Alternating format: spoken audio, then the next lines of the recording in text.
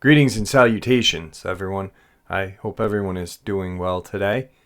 And everyone, let's welcome Phil back for part 2 of a hunter's guide experience in the deep wilderness of America.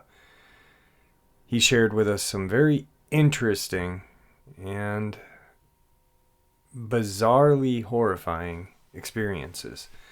I saw a comment that was like, "This isn't horrifying." Well, sometimes the truth, like seeing a circular spruce bed, so to say, in the middle of a snowy trek of land with no other spruce trees around for 400 yards and no footprints, is more horrifying than a fictional Dogman chasing somebody over a bridge or whatever. These are incredible experiences that Phil had, and wow, it just blew me away yesterday. So I hope it does the same for you today. But before we do that, a couple links. As you know, I rely on Patreon, PayPal, and my merch to help the channel to continue to grow and go. The links to Patreon and PayPal are in the description below. My merch is displayed directly under this video. Also, Dogman, Frightening Encounters, Volume 1 through 3, the audiobook versions. They were written and researched by Tom Lyons, narrated and produced by me, Jeffrey Nadolny. Those audiobooks are available on Audible, Amazon, and iTunes, the links to which are also in the description as well. And finally, last but definitely not least, if you'd really like to help support this channel to continue to grow and go, simply subscribe, click the like button, and please leave a comment. It really does help, and it definitely matters. Now, everyone, I have taken far too much of your time. Let's get on with today's upload, shall we? All right, everyone. Last night I had a subscriber on, and wow, what an amazing story that he had to share with us. And that word story, I'm not using that as like a fictional thing. He painted the picture. That's what I mean. He really, everything about the way he shared his experiences really painted the picture for us to put ourselves in his shoes. You know, how he described the wilderness, how he described the kind of spruce beds and stuff like that. And a lot of you guys seem to really enjoy Phil and him sharing his experiences. So like we said last night, we got him back. Phil, how are you? I'm great. Awesome. And it was truly, and I talked to you for a couple minutes before, I was blown away. Just, the way you were able to share your experiences and really paint the picture for us. And I really liked the fact that they weren't like right in your face. Like the Dogman was, or Bigfoot was 30 feet away, and they were there, and I knew they were there, and they were leaving these signs, like the spruce beds. There's no way of them happening in nature or natural, and there they are. No tracks around, no nothing, but there they are. So, I mean, great storytelling, and I appreciate that. And from the comments, everyone else did too. So, I know that you'd kind of left something off about the spruce beds and stuff like that, and you wanted to get into that quick and then jump into some experiences. So I'll kick the mic over to you, and you can share away. Okay. Yeah, I sure appreciate that, and your subscribers just going through the comments today and I was able to respond to some, and then maybe I'll go through again tonight. But yeah, to me, I left out what maybe you could call it a significant fact from that pile of spruce boughs, and I hope the listeners watch our first interview from the night before last night, and not this one first, because they're gonna wonder what the heck we're talking about. Yeah, I'm gonna put part 2 on this. Oh, there you go. People. Yeah. So I'm just gonna them that pile of spruce boughs, and when I was taking a close look at them in the daylight, there was a slight depression in that pile. I know I said it was 1.5 foot or 18 inches thick of spruce boughs, and there was a slight depression on the, I guess, kind of the top layer, and you can tell if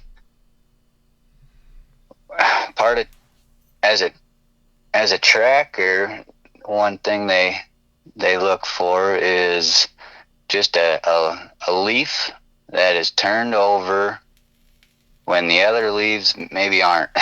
and that can paint a huge picture, or it can put a huge puzzle piece to your puzzle if you're tracking a certain animal. Right. And the smallest thing out of place. Mm-hmm, yeah. And that top layer of them spruce boughs was underneath a spruce bough. It's green, bright green on top, and then underneath is a little lighter of a color. And they were laid down really nice. However, that top layer, it was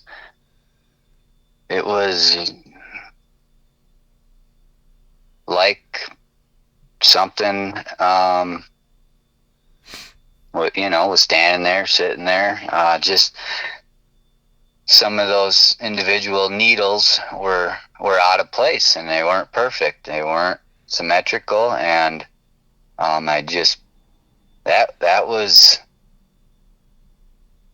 was quite significant for me when I was standing there looking at them in the daylight, and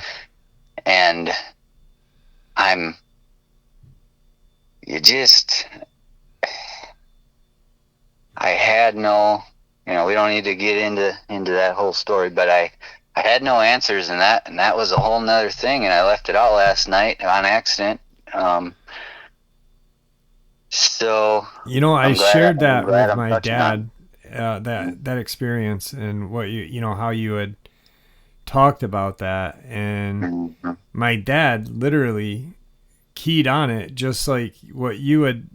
He was like, maybe they were sitting on them watching the horses, or watching you guys, just sitting observing, keeping their feet or their bottoms warm, and or keeping their tracks cleaned up. Yeah.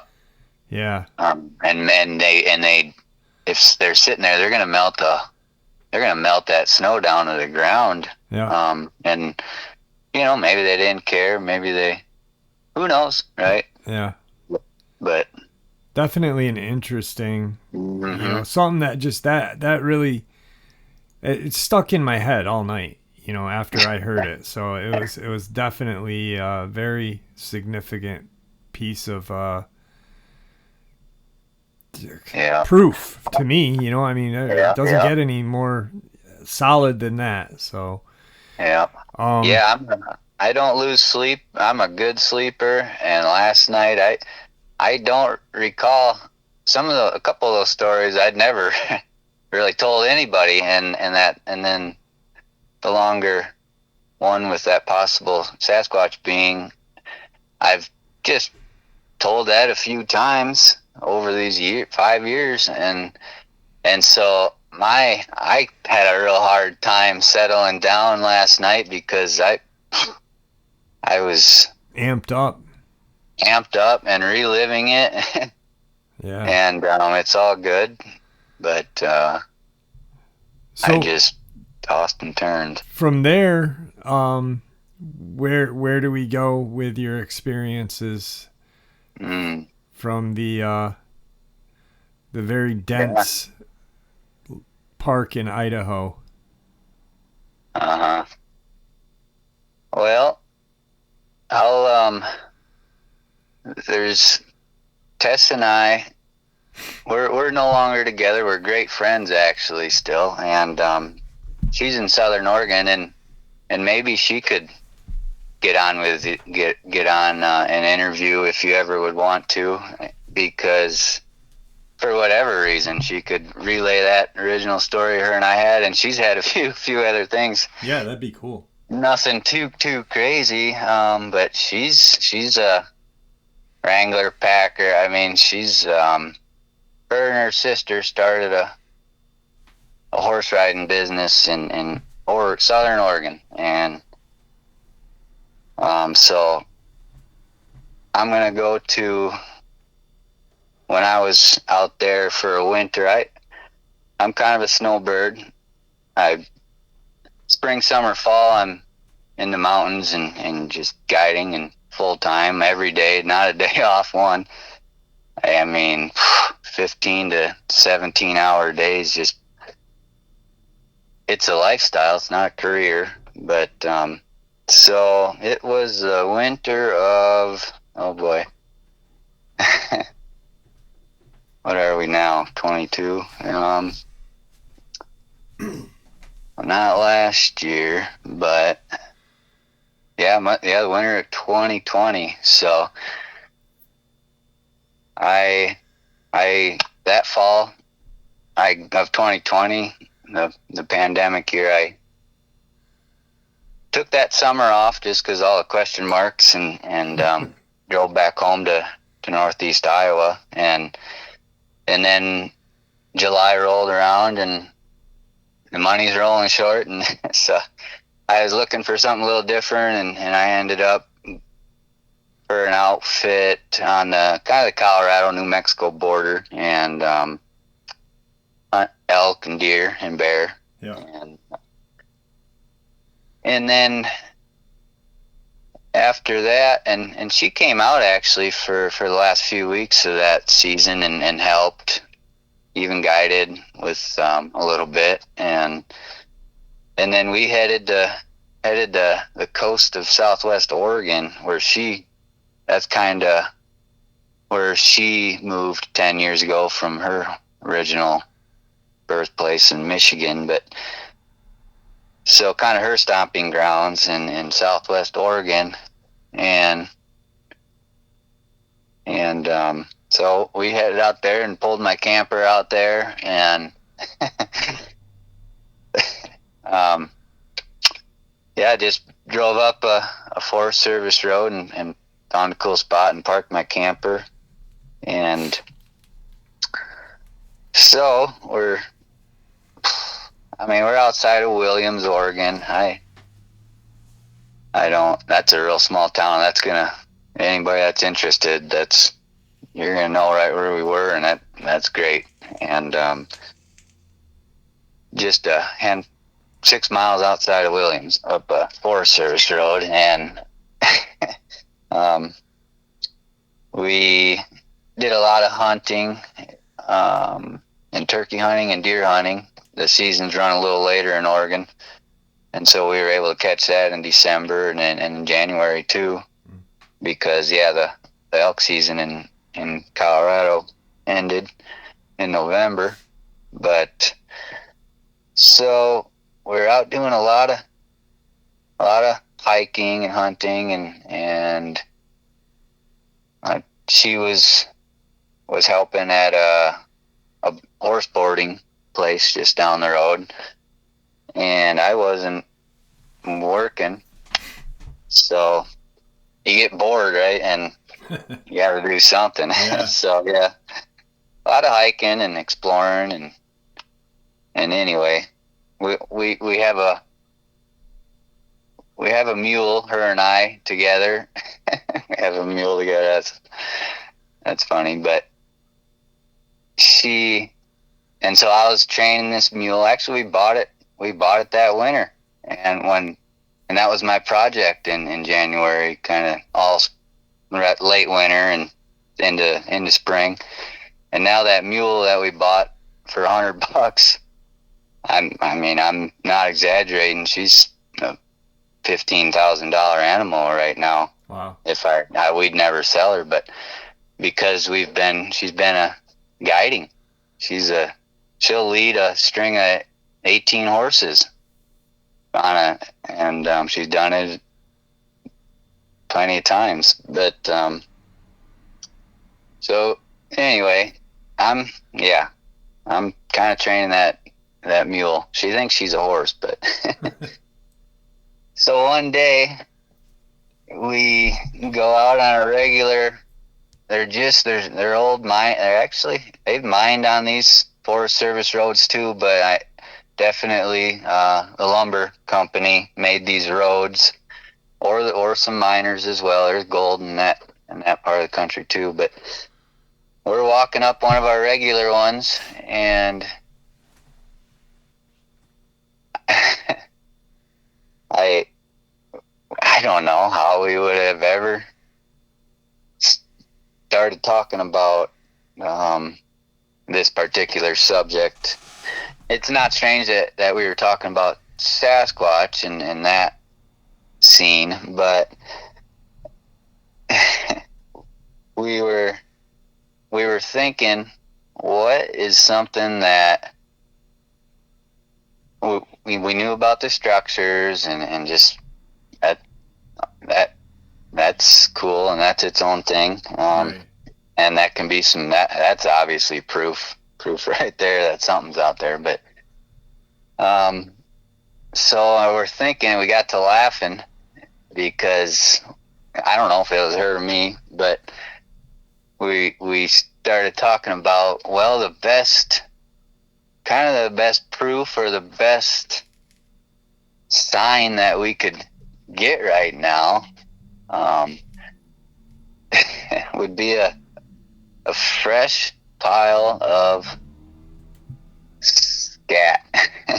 Yeah. I don't want to swear, because unless but you know what I'm saying. Yeah. And yeah. just and it would have to be there's some bears around, and I know bear scat, I know lion scat, I know it all very well, but just a heaping pile, Big old pile of Sasquatch crap. fresh scat, because we knew about we'd heard about telepathy and kind of the mind speak and that whole thing, and so we talked about it and joked about it a little bit, and I am not making this up.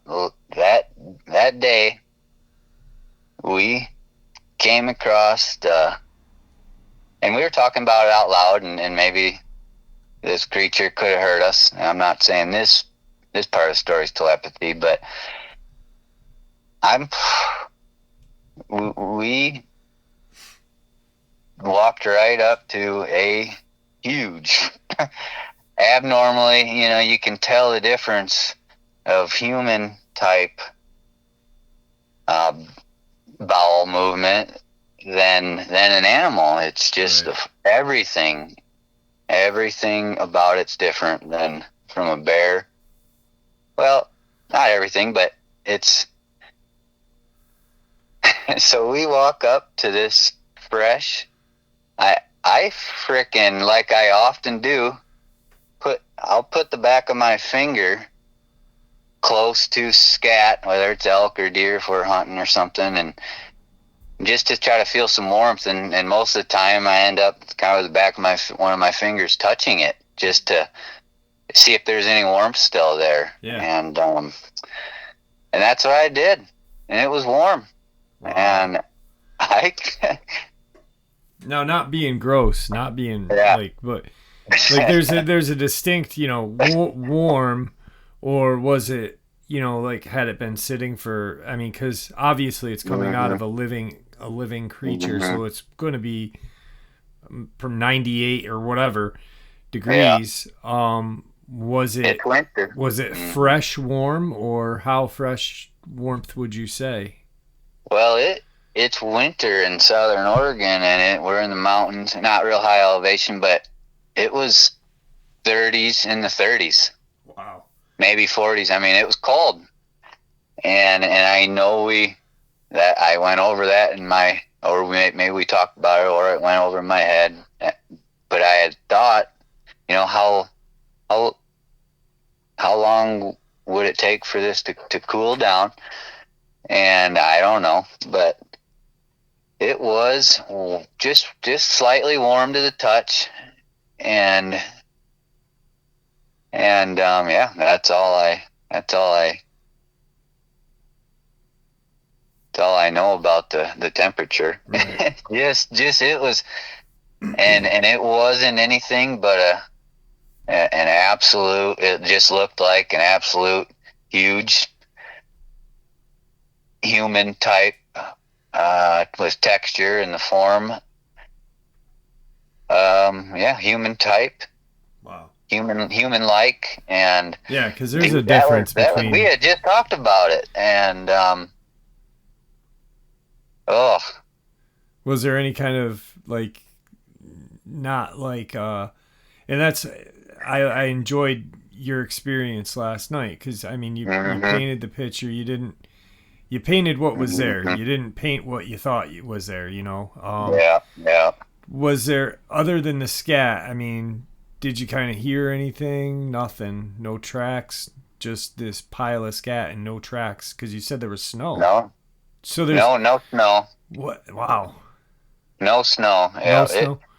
no snow. It maybe flurried twice and Okay. was and would be gone within a day that year, and most often in that Southwest Oregon area. But no snow, no tracks. Um, it was all leaf covered in the forest. The ground was just leaf covered and hard. Just not a noise that whole that whole winter. I mean, or never heard a whoop, never heard anything, never just nothing. And so we can go back if more questions come up, but that story doesn't stop. But it was another day. It's her and I again. We're a little on the same side of that mountain, and not a huge mountain or anything. Just we're a little higher up on another branch of an old Forest Service road and they make the lumber company a lot of times keep those roads open because they made them, and now they have to cut trees. They're responsible for the Yeah, they maintenance. don't plow them or anything, but Right. here, yeah, they'll clear the trees a lot of areas. They have to, but so we're just a little higher up on another little offshoot of that road, and this time I didn't say anything to Tess. I didn't say anything out loud. And as we're walking up this mountain, and we're gonna sit. It's an afternoon kinda, and we're just gonna sit till close to dark, and then walk back down to the camper, and 30-minute walk or something. But we get to I okay, so I'll just back up. While we're on this hike up this mountain, in my head I said, okay, leave us another pile of scat. And I'm testing out kind of the telepathy thing, Yeah. and which I never had before really. And never received telepathy from anything or anybody. And so in my head, I said, leave me another obvious sign, like of scat. And I wasn't using the word scat, I'm sure, but anyway. So we get walking along the side of this mountain, and the trail at the road ends, and it turns into pretty. It was a north facing side now, and so it was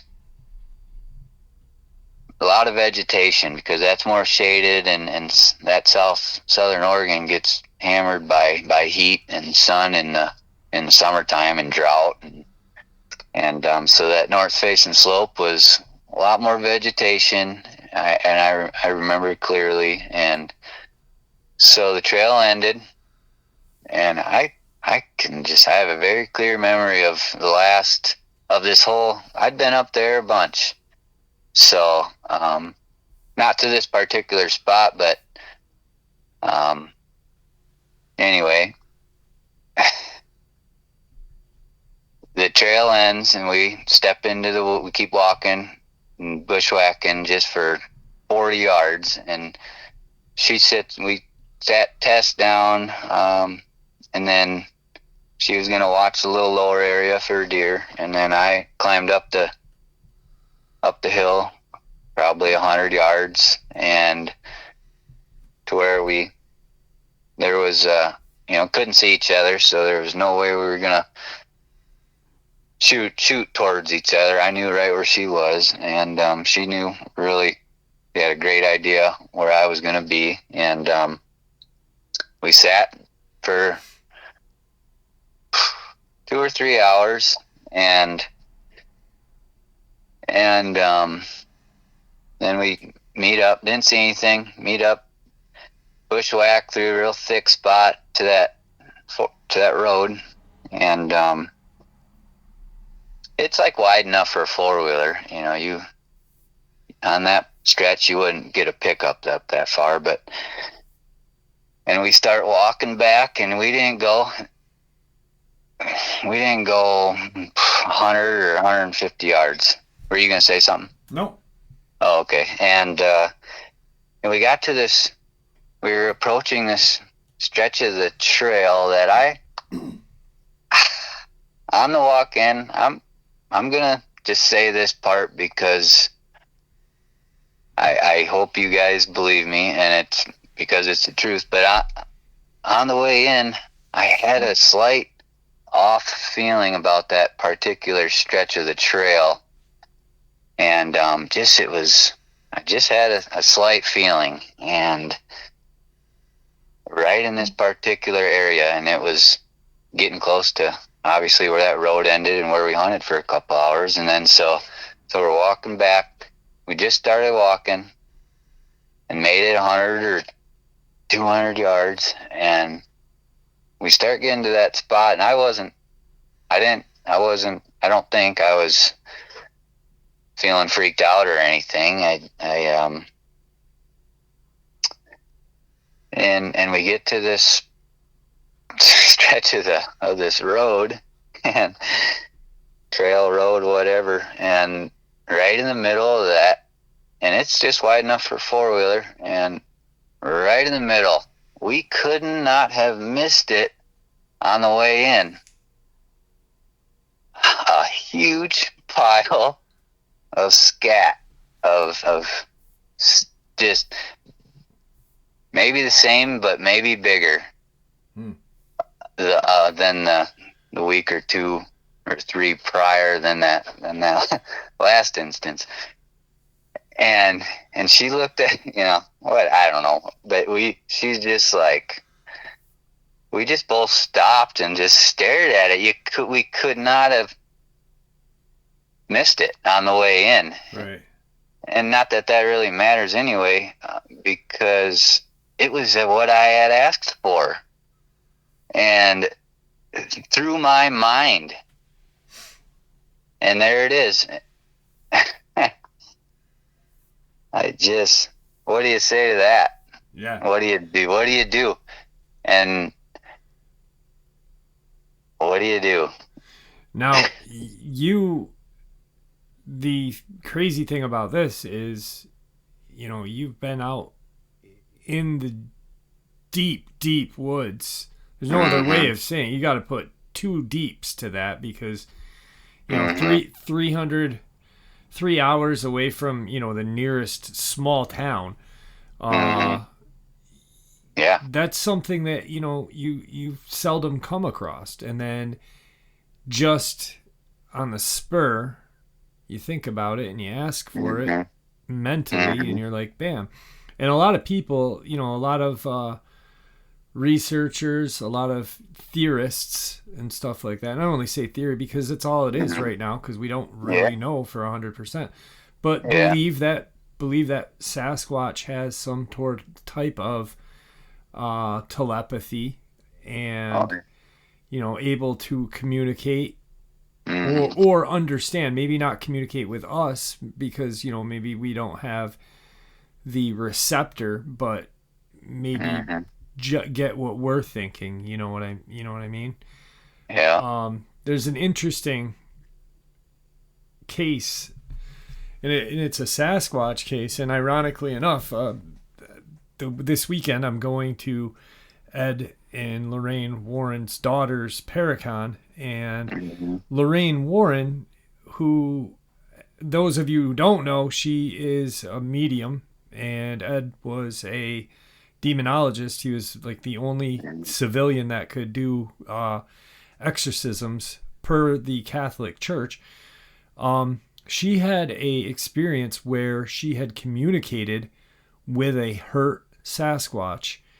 Uh, it's a Wow. story that's I've only heard like bits and pieces of it, but I'm going, what that's probably one of my biggest questions if I get a chance to talk to their daughter is ask about that because I want to know the whole story. You know what I mean? Like, Mm-hmm. how did it go down? What was your mom feeling like? Was she drained afterward? Because y- these things really Mm-hmm. have some, maybe like, I don't want to say magic, but maybe it's something that they're using in their brain that we lost through We lost through that. Yeah. time. That could be it. But We yeah. gained technology and we lost this little 2% or 1% of our ability in our brain that housed the telepathy part. So, Mm-hmm. but yeah, that's very Yeah. Yeah. interesting. It's crazy, just you're thinking about it Is and it? there's I this mean, big pile of crap and you've been out there, the difference between elk, the difference between oh, bear crap. I mean, it's that wasn't even a. That couldn't even have been a grizzly pile. No, grizzly was half that size of wow. that pile, and so yeah, it's it's. I haven't. Yeah, well, not that it matters. I've maybe told one person that whole story Right. too because it's just. But with the mind speak thing, was there something to that, or was it just totally random? Could have been. Yeah. Yeah. Could have been. I Could have think been. it's how you Yeah. feel. At that Mm-hmm. point, it's what the person that experienced it feels. Mm-hmm. Were they understanding me or was it random? However Mm-hmm. and Yeah. talking to you and, hearing this now, but talking to you for a couple hours last night and a little bit today, Mm-hmm. um, I kind of feel like you feel like it was definitely a telepathy meant to be thing. Mm-hmm. So definitely a freaking, Yeah. that's so Yeah. cool, man. It really is. Yeah. Wow. I read a comment just before we got on tonight from our video from last night, and a gentleman just tonight wrote a comment, and he'll probably hear this. I hope, but he just said, "I appreciate you, Phil, for." I don't remember exactly what he said, but to sticking with the facts and not what was the word? But yeah, not jumping to a conclusion or whatever he said. But Yeah. and that's the best compliment, and that's, I mean, yeah, nothing more to say on that. But Right. Absolutely. And I said it too, I said it to you. mm-hmm. I said you really painted a picture that was there. It Mm-hmm. wasn't one that you wanted to be there. It was there. It wasn't, it wasn't bright colors. It was the colors that it was, Mm-hmm. and I appreciate it too. So Yeah, yeah, definitely yeah. definitely some very interesting experiences. And when I read that comment of yours and you Mm-hmm. said, the comment that connected us, I knew for some Mm-hmm. reason. I knew. I was like, this person really has seen some very interesting stuff Mm-hmm. in the woods of America. I mean, Yeah. you're going places that there probably no man has touched, for a long I, time. I guarantee you, I've put some footsteps in literally areas that haven't been touched. Right. But definitely in some areas where only natives have stepped foot and anyway, yeah, you're right on. And I got to thinking today also, if somebody was wanting to, because if you if you take an average Joe or an average Jane and have them listen to my story, and if they don't even know that Sasquatch or Dogman or any of that's up for debate, they're gonna they're gonna think I'm crazy. Yeah. But well, shoot, I lost track of That's all right. You're good. I where I was going there. I got you. I know that you wanted to talk about the telepathy Hmm. kind of experience, and then I guess we could move up to the state above Oregon, Washington. Yeah, yep, yep. I spent let's see, June, well, last May I headed to Washington, to Northwest Washington, and enrolled in I used my last of my GI Bill and enrolled in Wilderness Awareness School. And people can look it up.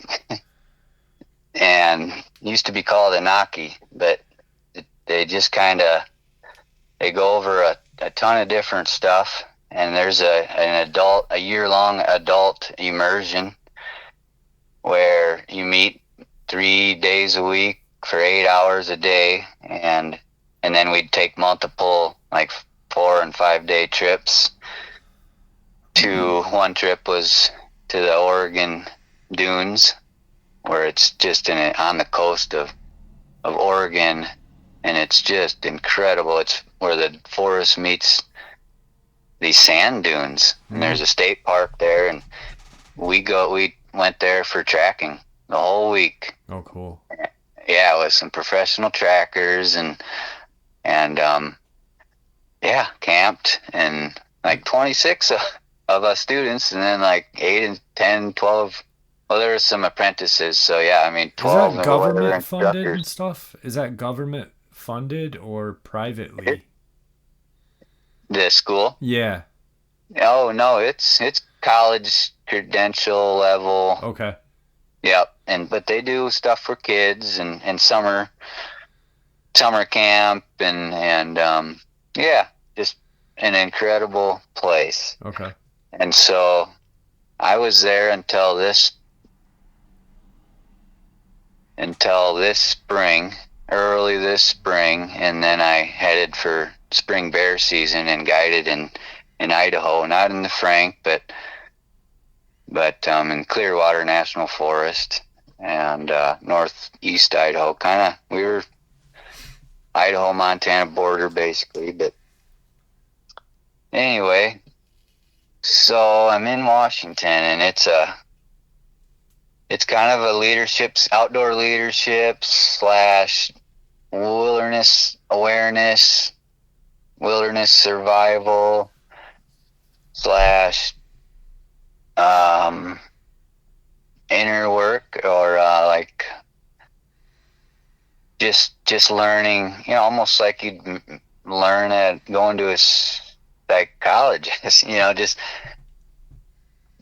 bringing up old inner child wounds and things that have maybe kept us unhappy or just kept us not functioning great. And so that was part of the school too. I mean, just all around quite the place. And so I had guided a guy, and he lives up in Northwest Washington, and we're 45 minutes from Seattle, or an hour east. And he has property. He has a piece of property. How many acres? I don't know, 12 or something. But they're building a house on this property. It's out in the woods outside of Black Diamond, Washington, just a town of like 200. And he's got this property outside of there, and we still are friends. Well, obviously, but we had stayed connected. I guided him in an archery hunt in Montana in 2019 in the Swan Mountains, and we stayed in touch. And which is common when you're sleeping in a tent shoulder to shoulder with a person for 7 nights. Yeah. Plus, and then literally with them all day. Him and I spike camped, and so just him and I took a couple horses and a mule and went way out and pitched a camp literally in the middle of the elk. But and then another guide kind of dropped us off and took all the horses, and so I didn't have to worry about the horses. And since we were camping in the elk, I pitched 2 tents. I made every 3 meals a day for him and I, and just to paint the picture a little bit of our friendship. And so I said, yeah, I'm going to school in Washington. And he's like, well, why don't you set your camper up on my land, on my property? We'd rather have somebody there anyway for safety. Right. And because they're building this awesome new house, and they were starting to get furniture and things like that moved in. And so I couldn't even see the house where I had my camper. There was a chunk of woods on his property, and we're surrounded by woods. I mean, it goes and goes and goes for miles, kind of to our east and south. And then to my north and west would have been like suburbs and stuff, like 10 miles away, but where the suburbs kind of started. So anyway,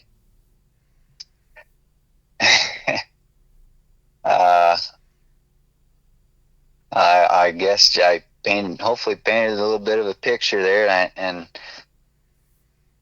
And one night it gets dark so early and stays dark late in the winter months, and we're pretty far north, up in Northwest Washington there. And so it wasn't odd at all that he's got kind of a long driveway, and I had my dog, and it wasn't odd that I'd walk her up that driveway and towards his house, and there's woods on both sides, and let her stretch her legs and do her thing. And I was also up early a lot. I would try to do a workout before class, and I do well with yoga type stuff. I'm a lot of years of being of beating up my body, and now it's like nothing better than stretching. And so anyway, Yeah. we had to do a 5:30 yoga class a few times a week minimum. And so it was a lot of times and I had to walk my dog, Macy, Black Lab. I had to walk her before I would leave and be gone until 4 or something. Oh, well, I'd take her along a lot too, especially if I worked out before class, so she wasn't in that camper so long, but she's older. And anyway, so one early morning, probably between 4:30 and 5, I'm on his driveway, and it's woods on both sides, and there's elk going through his property, and it's all private land around, and deer, elk, real occasional bear. And so a little bit, remote for him. It's remote for that part of the country. But so I'm walking up his driveway, and I'm up on top of the little knoll, and must have been a little bit of a moon, but because I couldn't see the ground, and it's all fern covered, like 2 to 3 foot tall ferns cover the forest ground there. And then his property was second growth. It had been lumbered. Oh, I think the fir trees were 25 or 30 years old, and that's pretty accurate guess, I think. And so they don't, like on a tree farm, especially these fir trees, they don't grow low branches.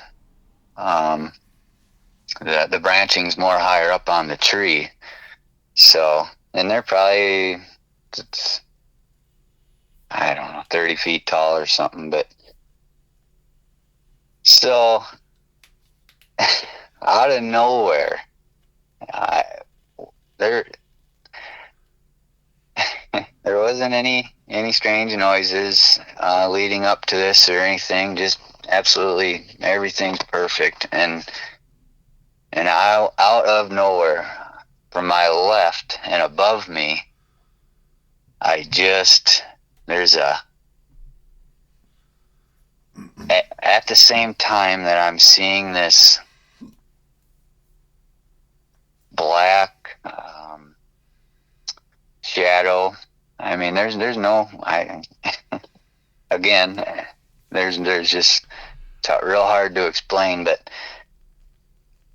I'm seeing this black, pretty large size, I mean, just shadow, because I don't see any color. I don't see, and this is like the first, this is just absolutely in the blink of an eye. This is my description, is I don't know. I just see something black moving quick, and at this same time that this is happening, I got a shriek. Not like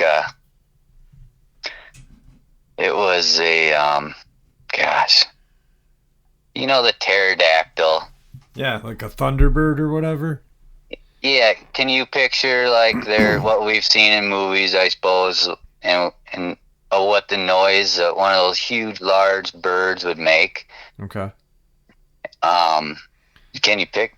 Like a shriek, like the shriek it would make, or like the wind? Yeah. Just a piercing, loud noise in my face, in my ear. Wow. And a blue heron, if there's any real animal people out there, there's two things that their mind might go to right now. especially bird people, and I'm one of you. I'm a birder. But a blue heron, a heron makes a very sounds like a pterodactyl. And I bet you there's been people that have confused. They've thought they've had a cryptid encounter or something, a strange encounter by just hearing a heron, because they have that kind of a pterodactyl, what we would think a pterodactyl would sound like, but they have like a dinosaur type sound, and so that's a blue heron.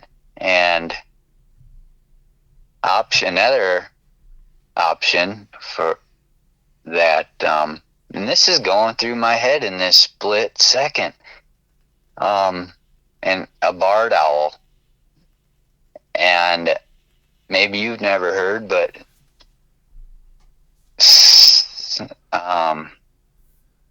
They have a all. very distinct sound. Yeah. No, I'm not talking. Yeah, I'm not talking about their. They have that. Whoo, whoo, whoo, whoo. Yeah. You know, the who cooks for who? Who cooks for who? That's the barred owl. But I believe it's the barred owl. I didn't double check this, and you know, if I'm wrong, I'm wrong. But I believe they're an owl that will dive bomb even deer, but even people. Yeah. And I suppose a territory type thing. And I don't know if they make a noise when they're doing it or not, but. And so this is what's going through my head, right? I got taken off my feet. By the noise and by this black, about the size of you know, I didn't get a great look. This is all in the corner of my eye. I don't know if I mentioned that, but I'm not seeing anything other than something black, and then I'm realizing it's coming at me, and it was already in my face.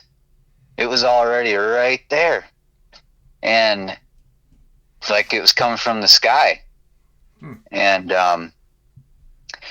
but the noise, it was so close to me and so loud that I don't know if it could have. I very well could have been an owl and just screeched in my ear from feet away and swooped at me, and then. But here's the big kicker. I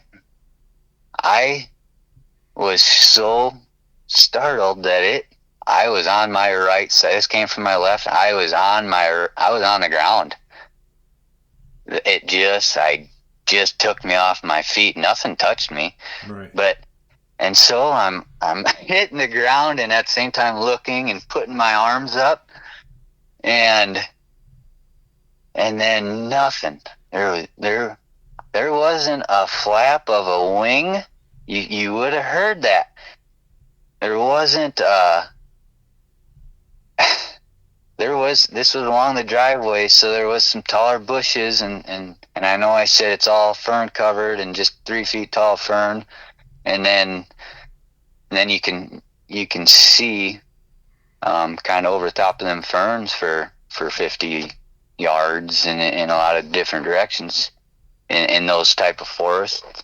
But there were some taller, I don't know what they were, just some bushes, and that if it was a bird or an owl, it would. And this is the middle of the night, and owls can obviously see better at night, but the other birds aren't out much.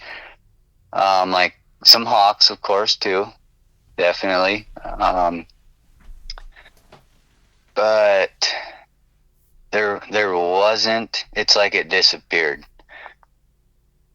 There wasn't anything there. Right. And oh boy, I hope this makes sense a little bit, because it was the noise this that I heard, what just took me right off my feet. And I'm not a jumpy person. Nobody can even scare me. We're messing around growing up. I, I don't even get scared when somebody jumps out and tries to scare me. I'm just kind of one of those people. But yeah, just nothing. That's crazy. And I got to thinking, okay, I've thought about this since then, here and there, and especially I shared that with the whole class that morning. But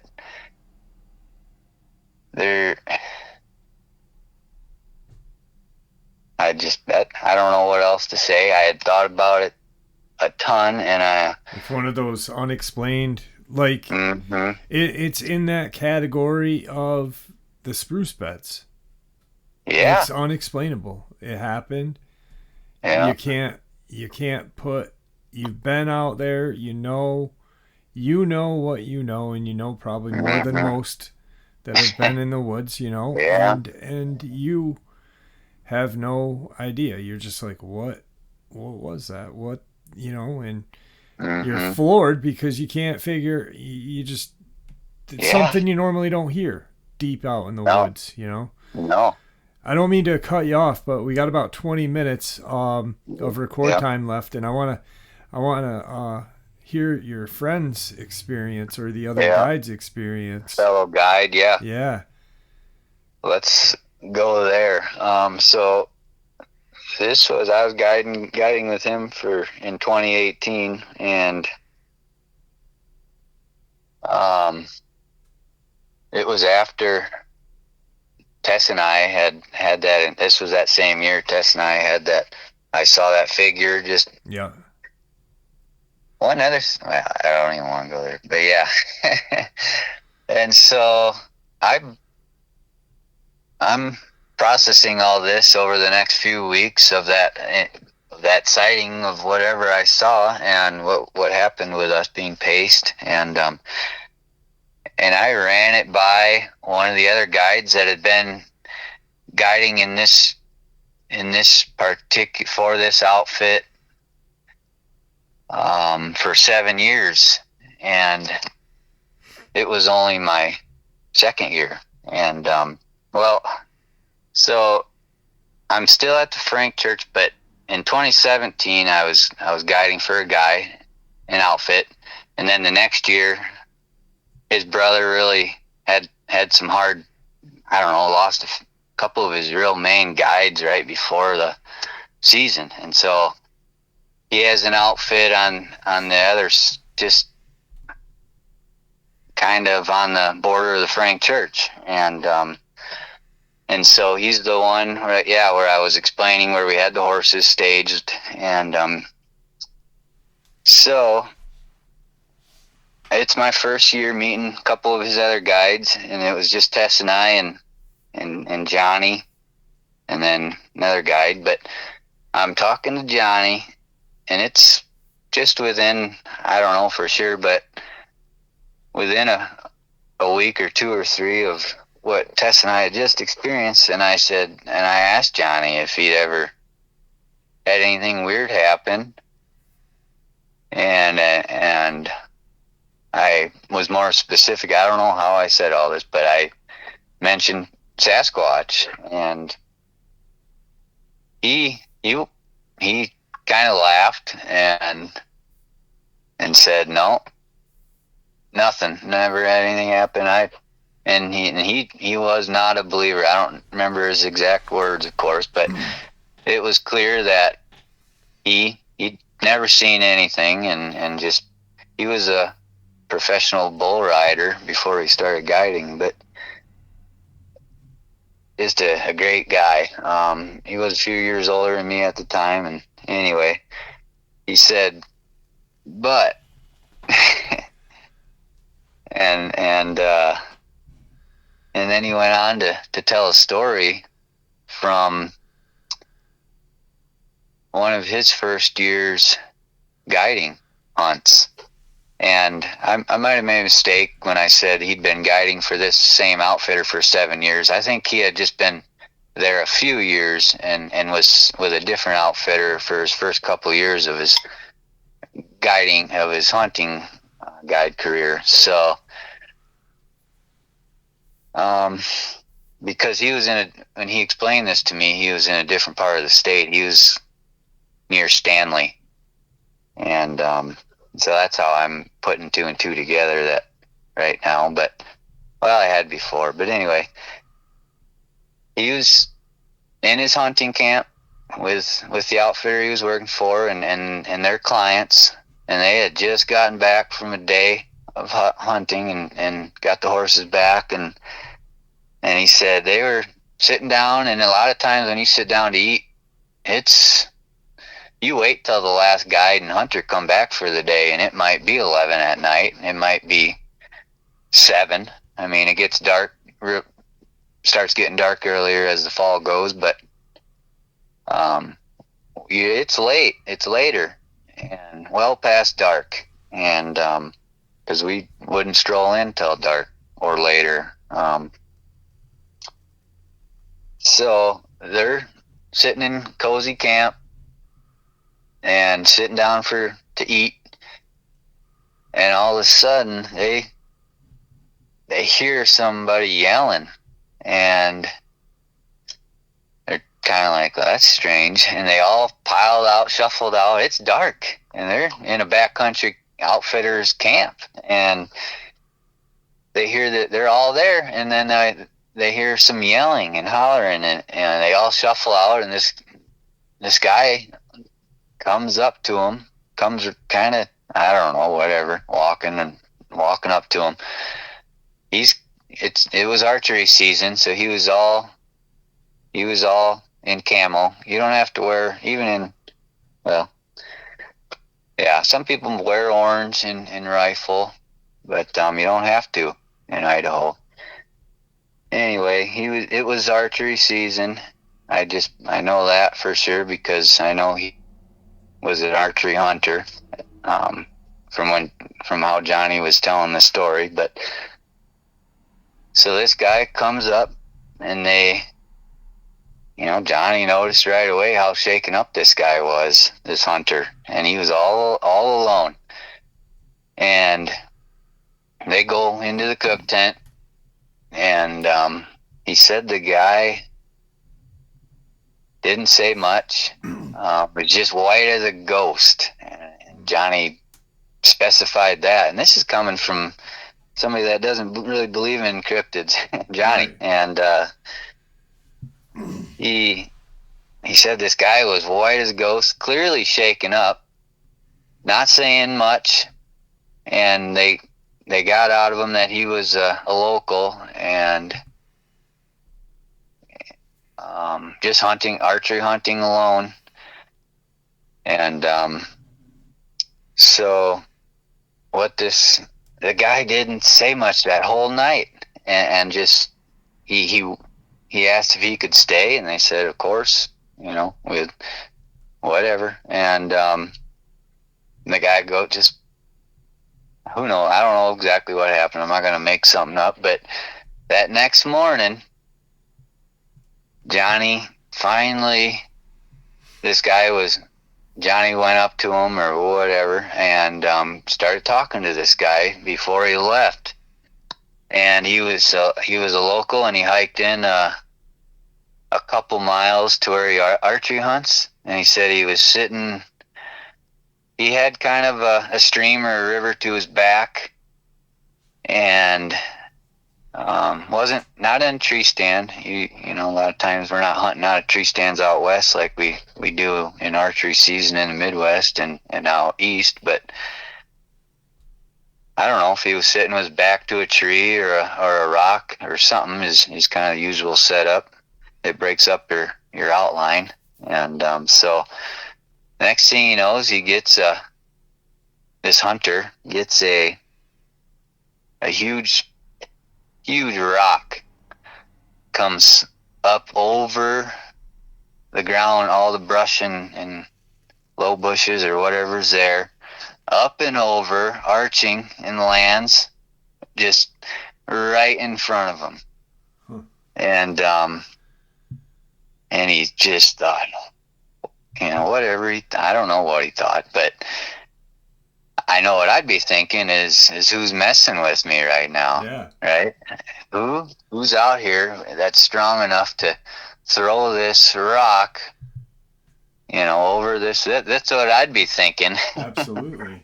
And I don't know if it was one or two more rocks. I just don't remember the story that Johnny was relaying, but something, a rock that a man could not physically throw up and over these bushes or trees or whatever, and landing right next to him. And he got up and for whatever reason, he didn't go back to where his truck was. He knew this outfit had their tents, and I want to say he ran there, but I don't remember completely the story, but he went to this hunting camp, this outfitter's camp, and just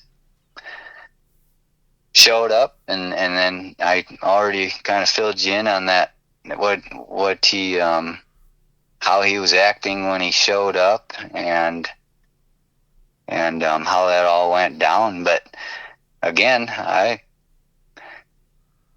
is it a story that's gonna blow the socks off somebody, and face-to-face encounter with a whatever? But this is a story coming from a hunting guide who doesn't believe in anything cryptid, who's relaying, only because I asked if he'd heard or seen anything weird, and he still remembered that time that a hunter showed up into his camp, white as a ghost, and I'm not going to speculate, but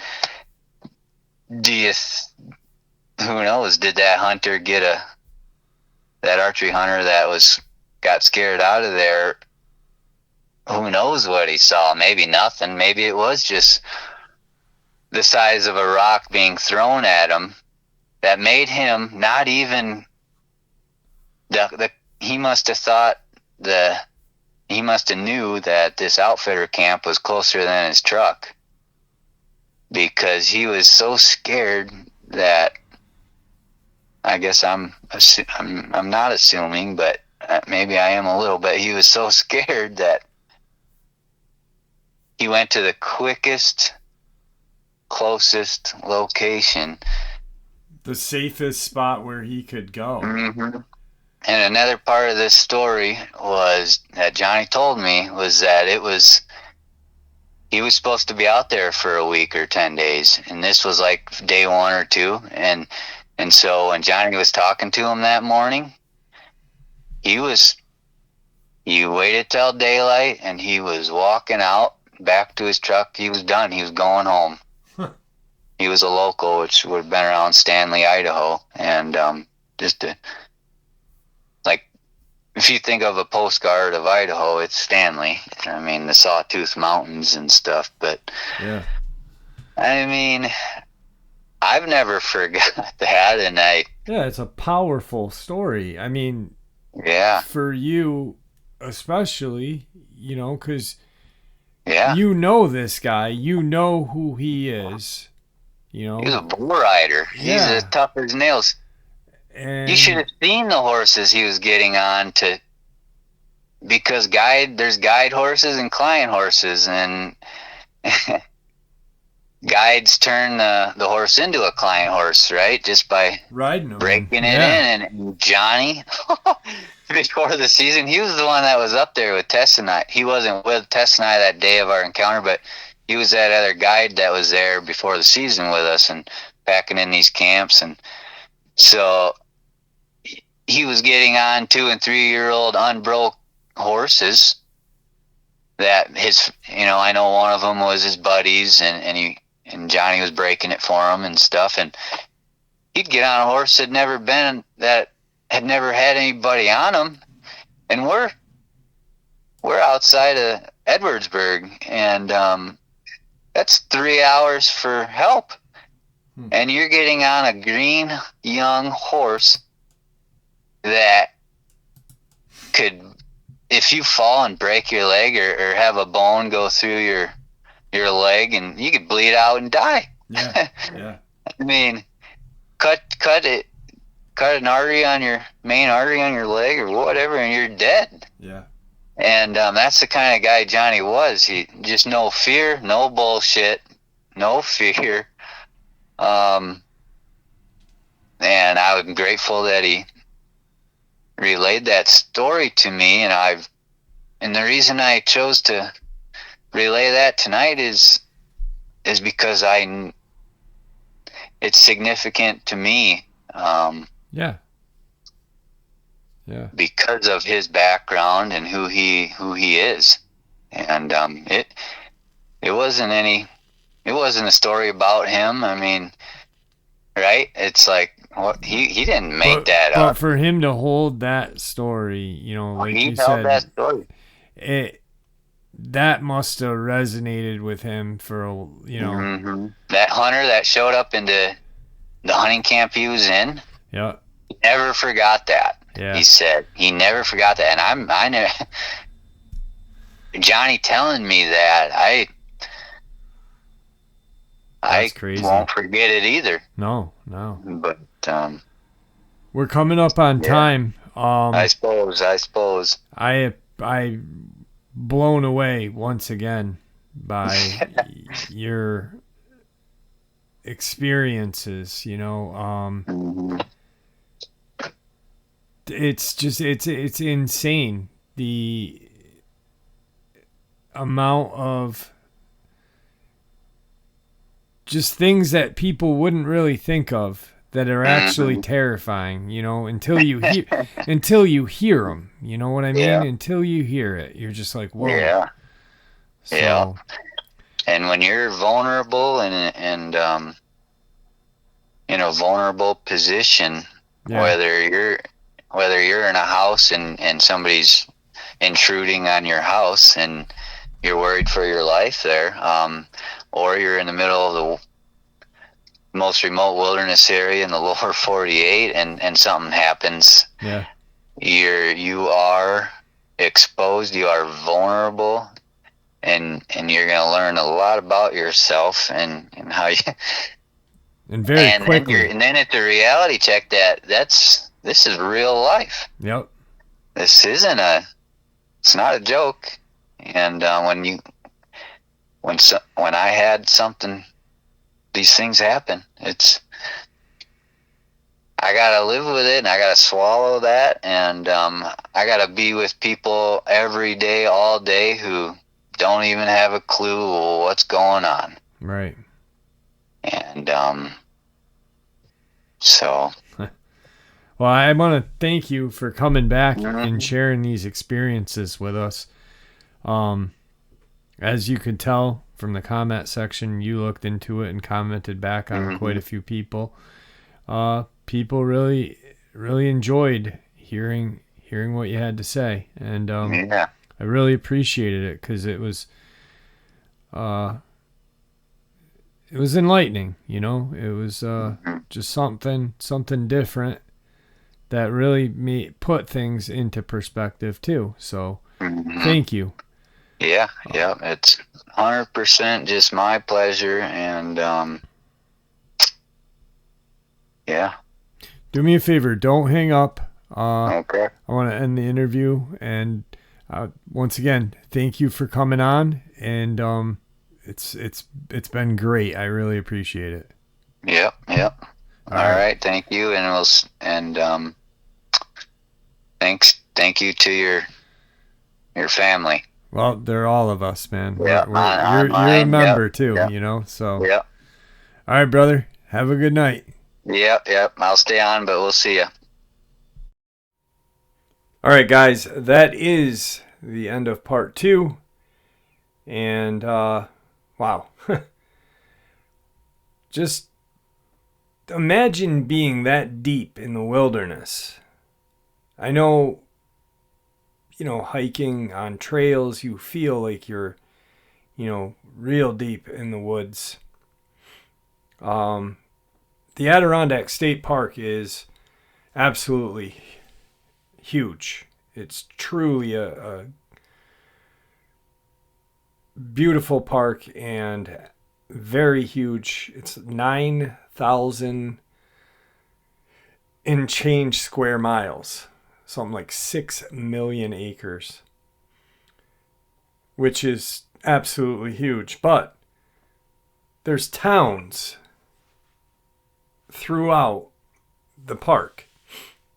So it's not like just this vast, dense forest of, there's towns and then there's forest of, deep forest and then towns and then deep forest. I could never imagine just being out that far and having something go wrong, It's almost like a fight for your life every day. You have to constantly be careful. And then you've got the predators out there, the natural predators. And then you've got the, paranormal predators, Bigfoot, Dogman, whatever. So, Phil and I talked, and I think we're going to do a BS session coming up where I got some questions to ask him about, areas that he has been, what he has seen and stuff like that. So I'm going to get those compiled and not have them, not a formatted kind of upload, but just, hey, this and that, and just talking.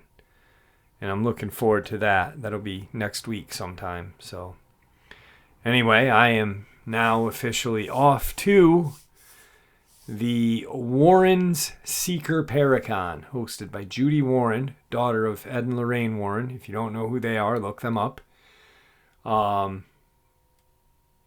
Meet and greet, and then the Paracon is tomorrow.